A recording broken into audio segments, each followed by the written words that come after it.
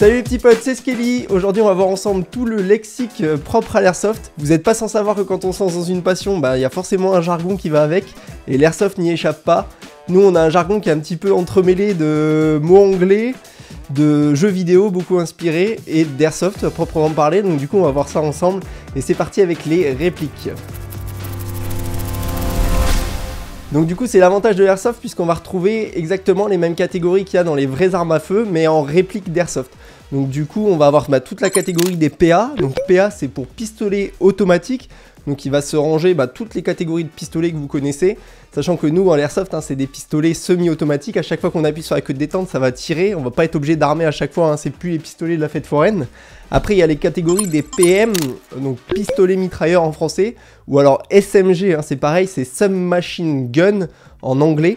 Et ça va être toute la catégorie juste au-dessus des pistolets, ça va être globalement en fait des mitraillettes qui vont permettre de chambrer globalement des calibres qu'on retrouve dans des pistolets, mais de donner accès à du full automatique, et c'est des armes plutôt d'épaule qui vont pouvoir s'épauler. Après on va rentrer dans la catégorie des fusils d'assaut. Donc fusil d'assaut, tout ce que vous allez pouvoir connaître, type M4, AK, etc.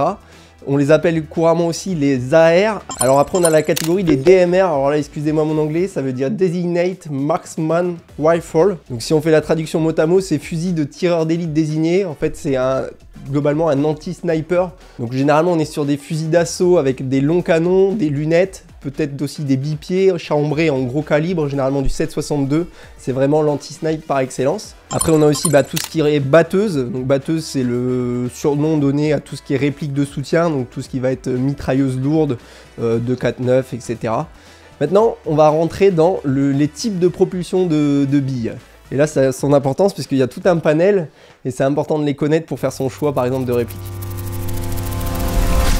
Donc là maintenant qu'on a vu un petit peu toutes les catégories de répliques, je vais pas parler non plus des pompes, mais là c'est évident, je veux dire là c'était vraiment les mots PM, PA, etc. Ça parle pas à tout le monde. Si je vous dis un pompe ou un sniper, je pense que tout le monde a le visuel de ce à quoi ça ressemble. Donc le but c'est pas de vous lister toutes les catégories, c'était vraiment de faire le lexique. Donc là on va rentrer dans les types de propulsion de billes, puisque nous on joue à l'airsoft, on se tire des billes dessus, et pour projeter cette bille, il y a plein de façons de faire. Et il y a plein d'acronymes qui représentent cette façon de faire. Donc on va tout de suite commencer par les springs. En fait c'est tout ce qui va rentrer dans les répliques qui nécessitent un réarmement manuel à chaque fois. Donc typiquement votre pistolet de fête foraine, ça pourrait rentrer dans la catégorie des springs. Tout ce qui est fusil à pompe, où il faudra armer à tous les coups aussi, on peut les mettre dans cette catégorie là. Mais le bolt, quand on va dire un bolt, généralement on va parler d'un sniper, fusil à verrou, où il y a le réarmement à chaque tir. Après il y a tout ce qui va être lié à une propulsion électrique. Donc en fait, je vous expliquerai un petit peu après comment ça fonctionne, mais globalement c'est un moteur électrique qui va entraîner un piston pour propulser de l'air. Donc là, on a la catégorie des AEG, donc Airsoft Electric Gun, donc typiquement réplique électrique d'Airsoft. Donc là, c'est ce que je vous ai dit, c'est un moteur électrique qui entraîne un piston. Donc ça, c'est je pense qu'il y a de plus répandu sur un terrain d'Airsoft. La catégorie qui suit ensuite, c'est les AEP. Un AEP, c'est quoi? C'est un Airsoft Electric Pistol. Donc c'est exactement pareil qu'un AEG. Sauf que c'est dédié plus sur des petites répliques de points, type petite mitraillette Scorpion ou même PA. Donc là c'est des mini gearbox, mais ça reprend le même principe. Donc après il y a la catégorie des EBBR. Alors pour moi c'est pas une catégorie à part entière puisque c'est typiquement un AEG auquel on est venu rajouter un système de blowback. Donc pour faire simple, c'est une réplique électrique qui va entraîner une masse pour simuler un choc à chaque tir, qui va donner une sensation de kick qu'on appelle le blowback, le recul en fait. Donc du coup, ça pour moi c'est vraiment un type d'AEG particulier qui a une fonctionnalité en plus. Donc ça s'appelle les EBBR. Après du coup, en fait, ces répliques-là, elles vont simuler le fonctionnement d'un GBBR. Donc le GBBR, c'est Gas Blowback Rifle. Donc pourquoi gaz? Tout simplement, là on rentre sur des répliques qui fonctionnent plus avec un moteur électrique, mais qui fonctionnent avec du gaz. Là, ça va plus reprendre la cinématique un petit peu d'une vraie arme, entre guillemets, où on va avoir des chargeurs généralement avec de plus basses capacités, qu'il va falloir recharger en gaz. C'est le gaz qui va éjecter la bille, donc ça va produire un kick naturel. En soi, c'est la culasse qui va claquer à chaque fois. Plus immersif au niveau de l'airsoft, ça va être ces gammes de répliques là, mais qui nécessitent plus d'entretien. Après, on a les gammes de NBB. Donc c'est même, en fait ça devrait s'appeler même les GNBB, donc Gas No Blowback. Donc ça va être typiquement tout ce qui va être MK23, des sortes de pistolets qui n'ont pas la culasse mobile en fait. Dans ce cas-là, il n'y a aucune sensation de tir. Ça veut dire qu'on va tirer et la réplique ne va pas bouger, ne va pas émettre de bruit de culasse ou ni de sensation de recul. Donc ça, c'est les NBB. Donc là, on vient de voir deux façons de propulser la bille, donc les façons électriques, donc un moteur électrique qui entraîne des engrenages et qui entraîne un piston qui fait un peu pompe à vélo. On a vu le gaz, donc le gaz qui va venir remplir la chambre et à chaque fois qu'on va appuyer sur la gâchette, c'est du gaz qui va partir. Et là maintenant il y a le HPA, donc le HPA ça se rapproche plus d'un système gaz pour le coup. Là par contre on va avoir une bouteille d'air comprimé, donc high pressure air, c'est ça? Oui, donc HPA, high pressure air, donc une bouteille d'air déportée dans le dos avec un manchon qui va être branché à la réplique, qui va nous permettre d'envoyer une quantité d'air bien précise à la place du gaz. Donc en fait il y a deux types de HPA. Il y a soit une réplique GBBR où on remplace en fait ce gaz qu'on met dans les chargeurs, on le remplace par la bouteille d'air directement, donc on va venir se brancher sur des valves ou des choses comme ça. Ou alors il y a des technologies où on incorpore une sorte de gearbox HPA si je puis dire, qui est faite pour fonctionner exclusivement avec un raccord d'air branché. Voilà globalement pour les catégories de répliques. Après ce que vous pouvez voir aussi, c'est des fois c'est écrit Next Gen, et là c'est simplement pour nouvelle génération. Je pense notamment à des Marui qui ont toute une gamme de répliques. Ils ont des anciennes générations et des nouvelles, donc du coup quand vous voyez écrit Next Gen sur une réplique, c'est que ça fait partie des nouvelles technologies. Et enfin, si vous entendez parler de backup, un backup c'est pas une réplique à proprement parler, c'est simplement le fait d'avoir une deuxième réplique. Donc typiquement je me fais toucher, ma première réplique est dit out, hors service, et dans ce cas-là je sors une deuxième réplique. Et cette deuxième réplique on va appeler ça un backup. Donc maintenant qu'on a vu les différents types de répliques et les acronymes qui permettent de les décrire, on va voir justement ce que contient une réplique. Donc ça, si vous avez bien suivi, c'est un AEG, donc une réplique qui est propulsée, dont la bille est propulsée par une énergie électrique. Donc qui dit énergie électrique dit besoin d'une batterie. Hop. Donc la batterie sur cette réplique-là, elle vient se brancher ici. Là encore, on trouve deux types de connecteurs. Donc soit le mini Tamiya, soit le TEDIN. Donc voilà, en fonction des répliques que vous avez, vous pouvez avoir deux types de prises. Donc assurez-vous d'avoir une batterie qui est compatible pour le coup. Et du coup, cette réplique, pour fonctionner d'une façon électrique, elle a un moteur électrique qui est dans la poignée.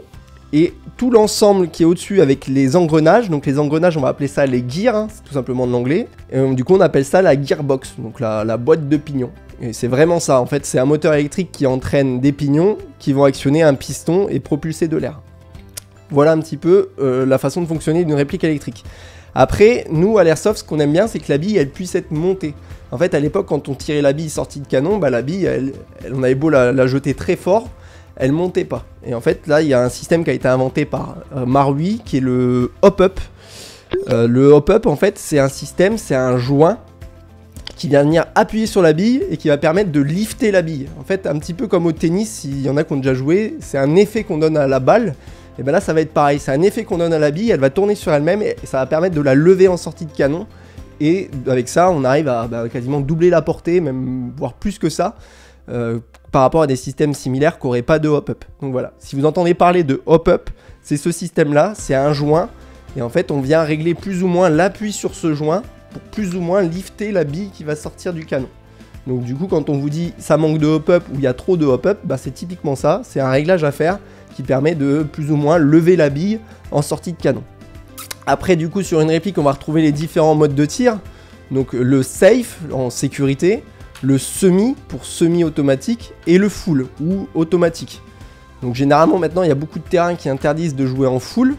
Donc semi, pareil, on va aussi pouvoir entendre des fois parler de burst. Le burst, c'est tout simplement une rafale. Alors des fois les répliques peuvent être programmées en rafale.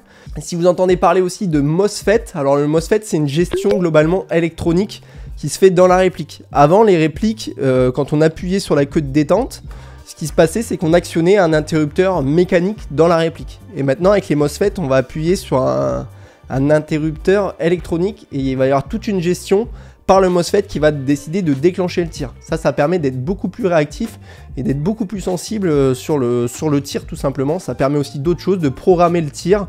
Par exemple, on peut sélectionner du binary, je tire quand j'appuie, je tire quand je relâche. Je peux justement régler que mon full ce soit pas un full, ce soit des rafales. Enfin voilà, du coup il y a plein de façons puisque le système de tir n'est plus relié directement à la gearbox mais passe par un micro-programme. Et bah du coup on peut le programmer comme on veut. Donc ça voilà, ça peut être un avantage sur certaines répliques. Si vous entendez parler de MOSFET, c'est typiquement ce genre de technologie. Après vous allez pouvoir aussi entendre parler sur des répliques de Picatinny ou de M-Lock. Et ben là c'est tout simplement, ça va être les rails de fixation qui vont permettre de venir fixer des accessoires. Là, ça c'est du rail Picatinny. Je vous mettrai une photo là, ici, de rail M-Lock.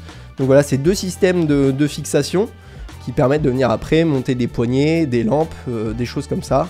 Ou même des viseurs. Là au-dessus, hein, mon viseur, il est posé sur un rail Picatinny. Donc vous allez aussi pouvoir entendre parler de upgrade de réplique. Un upgrade, c'est tout simplement ce qui consiste à changer des pièces internes à la réplique pour lui donner des performances meilleures. Donc soit plus de puissance, plus de portée, plus de régularité, plus de précision, etc. Sachant qu'on peut tout changer dedans. On peut changer les gears, on peut changer le moteur, on peut justement mettre un MOSFET, on peut changer le canon, on peut changer le joint hop-up. Le bloc hop-up, c'est ce qu'il y a autour du joint et qui permet d'appuyer sur le joint. Enfin voilà, il y a plein de modifications qu'on peut faire en interne qui peuvent développer de meilleures performances pour la réplique. Ça, c'est tout ce qu'on va appeler upgrade. Le bullpup, c'est quoi? C'est typiquement des plateformes de réplique, enfin là-bas c'est des plateformes d'armes qu'ont le chargeur qui est à l'arrière de la poignée pistolet globalement. Donc ça va être tout ce qui est FAMAS, AUG ou des choses comme ça qui permettent en fait d'avoir un canon long dans une réplique courte. Voilà tout l'avantage du bullpup, je vous la fais courte. Si vous entendez parler de kill flash aussi, un kill flash c'est une grille qui vient se mettre devant un viseur. C'est beaucoup aussi sur des répliques de snipe pour éviter les reflets à la base. Kill flash, tueur de reflets entre guillemets. Et ça permet nous à l'airsoft de venir pouvoir protéger une lunette, de mettre un grillage dessus. Sachant qu'en mettant un grillage dessus, on va assombrir, mais on va quand même continuer de voir à travers la lunette. Donc voilà, ça peut être un avantage pour certains snipers aussi. Maintenant qu'on a parlé du vocabulaire pour les répliques, on va parler du vocabulaire lié au chargeur. Donc déjà un chargeur, hop, une belle maracas. Donc le chargeur, le fait de faire remonter les billes dans un chargeur qui monte dans la réplique, ça s'appelle feeder. C'est F-E-E-D, le feed. Donc si la bille feed bien, ça veut dire qu'elle va bien monter, qu'elle va bien se chambrer dans la réplique. Si par contre on a des problèmes où la réplique de temps en temps elle va pas tirer toutes des billes, des fois on tire à vide, on va appeler ça des misfeed, en fait des problèmes de feed globalement, hein, tout simplement. Après du coup on a les chargeurs qu'on va venir plugger dans la réplique. Donc là pareil, plusieurs types de chargeurs. Il y a les high cap, donc tels que celui-ci où c'est beaucoup de billes qui sont mis dedans. Dans ce cas là, le high cap on va dire que c'est des chargeurs de plus de 200 billes jusqu'à à peu près 500 billes. Donc là les chargeurs ils ont cette particularité là, c'est qu'il y a une molette en dessous et du coup pour remonter la bille on va appeler ça molleté tout simplement. Donc ça c'est des high cap. Après il y a des mid cap, donc c'est un petit peu en dessous du high cap, c'est des chargeurs généralement où il n'y a plus besoin de molleter, mais ils font entre 80 et 200 billes, quand même une bonne capacité. Après il y a les low cap, donc les low cap généralement on va être entre 30 et 80 billes. C'est à peu près la limite. Et après, il y a les reel cap. Donc, reel cap pour capacité réelle. Donc là, on va copier l'emport qu'a une vraie arme. Donc, typiquement, un chargeur d'M4, c'est une trentaine de munitions en temps normal. Donc, dans ce cas-là, on va avoir 30 billes dans notre réplique d'airsoft. Pareil, il y a aussi les ammo box. Ammo box, c'est ce qu'on va retrouver sur des mitrailleuses. C'est des gros contenants de billes qui ont généralement une capacité autour des 3000 billes, entre 2 même et 4000 billes. Où il va y avoir une action électronique pour nous permettre de remonter les billes et suivre des cadences de tir assez soutenues, mais vraiment c'est dédié aux batteuses. Et après il y a le terme de BB loader ou BB loader, c'est ce qui va nous permettre de charger les billes dans nos chargeurs. Donc tant qu'on est sur les répliques, on va aussi parler des chronies. Donc le chronie c'est le diminutif de chronographe qui va nous permettre de mesurer la puissance de la bille. En fait elle va mesurer soit une vitesse, donc en FPS, donc en feet per seconde, donc pieds par seconde, donc c'est clairement la vitesse de propulsion de la bille, soit elle va aussi pouvoir mesurer en joules, donc là ça va dépendre des terrains, il y en a qui vont mesurer la puissance de la réplique en FPS, en feet par seconde, soit en joules, mais globalement en fait c'est mesurer l'énergie que va développer la réplique, c'est ça le but. Donc là maintenant on va sortir du cadre des répliques, on va parler un petit peu du gear tout simplement. Le gear, il y a deux termes qui me viennent beaucoup et qui sont beaucoup repris. C'est tout simplement le matériel RS et le matériel RD. Alors qu'est-ce que ça veut dire? RS, ça veut dire Real Steel, donc traduction vrai métal. En fait, ça va être du matériel dédié à la base à des vraies armes qu'on va monter sur des répliques d'Airsoft. Par exemple, je mets un vrai viseur qui vient d'une vraie arme, on va dire que mon viseur est RS. Je mets une vraie crossbow qui vient d'une vraie AK sur ma réplique, je vais me dire ma cross elle est RS. Maintenant il y a un peu un abus de langage, ça veut dire que maintenant, même moi le premier, hein, je dis RS pour tout, même si mon gear, par exemple mon gilet, je vais dire il est RS. Mon gilet, je devrais dire il est RD et pas RS. RD pour Real Deal, donc vraie donation. En fait, c'est ce que des vrais militaires peuvent porter. Donc en fait, tout ce qui va être gear, habillement, on va plutôt dire normalement RD. Et tout ce qui est vrai matos sur des répliques d'Airsoft, on va dire RS. Maintenant, voilà, si vous dites ça c'est RS, la personne va vous comprendre. Moi je vais dire mes poches chargeurs sont RS, c'est un abus de langage, mais les personnes vont comprendre que je fais allusion à du vrai matériel militaire. Voilà un petit peu pour le gear. Donc là maintenant on va parler du lexique propre au terrain, et là vous allez voir il y a énormément de choses qui sont reprises tout simplement des jeux vidéo, puisque on s'inspire quand même énormément à l'airsoft de ce qui se passe dans nos jeux vidéo. Donc on va tout de suite commencer par les spawns ou respawn. Donc le spawn c'est l'endroit où quand on a été touché, quand on est touché par une bille à l'airsoft on dit qu'on est out, et quand on est out on va au respawn pour reprendre une vie et repartir. Dans ce cas là le fait de reprendre une vie et de repartir ça s'appelle respawner. Donc voilà, tout simplement, c'est vraiment issu des jeux vidéo. On va aussi avoir sur les terrains tout ce qui va être safe zone. Donc la safe zone, c'est la zone de vie en fait du terrain où, en théorie, c'est une zone où on peut retirer nos lunettes sans danger, en pratique. Donc des fois, faites attention parce qu'il y a des terrains où les zones neutres sont pas du tout hermétiques. Donc si ça joue à côté, vaut mieux quand même garder ses lunettes. Mais en théorie, c'est un endroit où on ne tire pas, où il se passe rien et normalement, il n'y a pas de danger pour vous. On appelle ça la safe zone. Donc après il y a les différents types de terrains, donc vous connaissez tous le terrain forêt, on joue dans les bois avec les copains, mais dès qu'on va commencer à rentrer dans des bâtiments, où il y a du jeu en bâtiment, à l'airsoft on va appeler ça des CQB, donc des Close Quarter Battle. Dans la vraie vie, l'armée ils appellent ça des CQC, des Close Quarter Combat, et nous à l'airsoft c'est Battle. Donc CQB, donc en fait tout ce qui est CQB c'est du combat en milieu un petit peu urbain, dans des bâtiments où on est assez proche de l'ennemi, les distances d'engagement sont plus courtes, il y a tout ce qui est passement de porte, etc. C'est pas la même façon de jouer que dans les bois. Voilà, ça c'est les CQB. Un autre terme qui est plutôt une technique, c'est faire le back. Si vous entendez de faire le back, ou je fais le back, ou je me suis fait prendre un back, c'est tout simplement l'action de contourner l'ennemi. Donc c'est se retrouver clairement dans son dos, un back arrière en anglais, là encore on est en anglicisme pur. Donc voilà, la notion de contourner l'ennemi, faire le back. Après, il y a un terme qu'on n'aime pas trop employer à l'airsoft, mais ça fait partie, c'est le Highlander. Donc ça, c'est en référence à la série. Donc de mémoire, c'était quelqu'un qui pouvait pas mourir, ou il fallait qu'on lui tranche la tête pour qu'il puisse mourir. Donc c'est le surnom qu'on donne aux joueurs qui prennent pas leur bille, soit ça, soit la peau de croco. Voilà, au choix. Mais si vous entendez parler de Highlander, c'est pas bon signe sur un terrain généralement. Après, il y a le drill. Donc le drill, c'est tout simplement l'action de s'entraîner. Voilà, quand tu entends un joueur qui te dit j'ai drill, donc drill ça peut être de l'entraînement sur cible, ça peut être juste de l'entraînement à recharger, des choses comme ça, tout ce qui va rentrer dans la catégorie d'entraînement, on va appeler ça du drill. Après si vous entendez parler de freelance, donc freelance c'est un joueur libre qui n'a pas d'équipe. En fait c'est quelqu'un qui va jouer à gauche, à droite dans différents terrains, dans différentes équipes, mais qui va pas jouer avec une section, qui va pas être adhérent dans une association d'airsoft. Donc voilà, c'est le joueur freelance.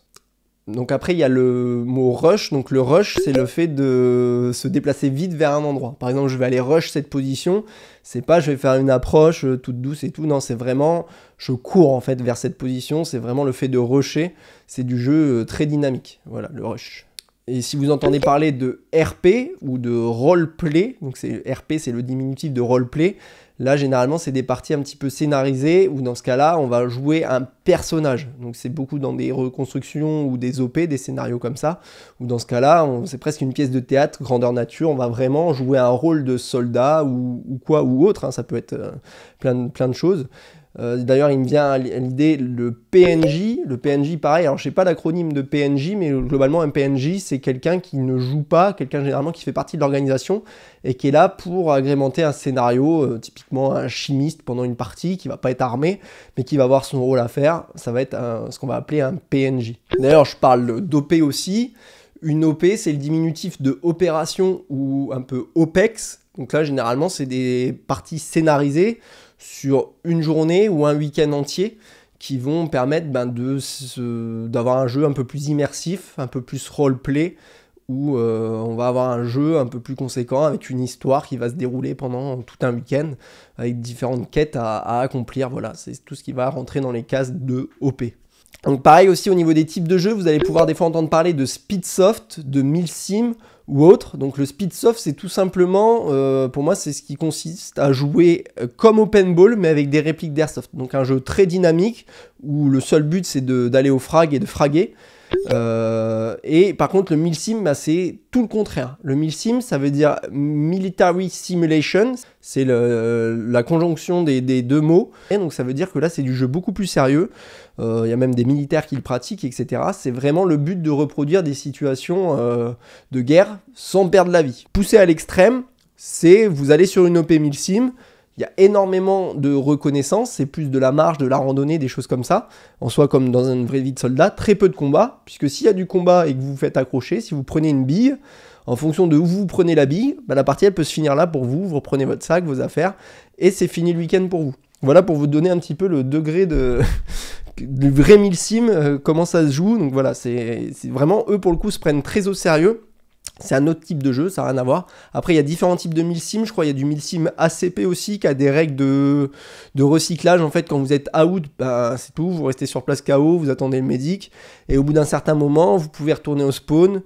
Mais par contre, vous ne pouvez pas repartir en jeu tout de suite. Il y a des vagues de recyclage. Voilà. Le but, c'est de punir le joueur, entre guillemets, pour lui faire comprendre que sa vie a de la valeur et qu'on ne peut pas simplement être touché, retourner au respawn et retourner en jeu. Voilà, les différents types un peu de jeux.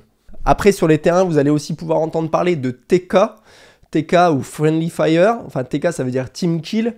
Tout ça, c'est les mêmes choses. C'est simplement ce qui veut dire du tir allié. Ça veut dire, quand on entend un joueur dire attention au TK, c'est attention au tir allié. Ne pas tirer sur ses amis de la même équipe, tout simplement. Et le dernier terme, ça va être la libanaise, tout simplement. La libanaise, c'est le fait de ne pas mettre ses yeux dans des organes de visée.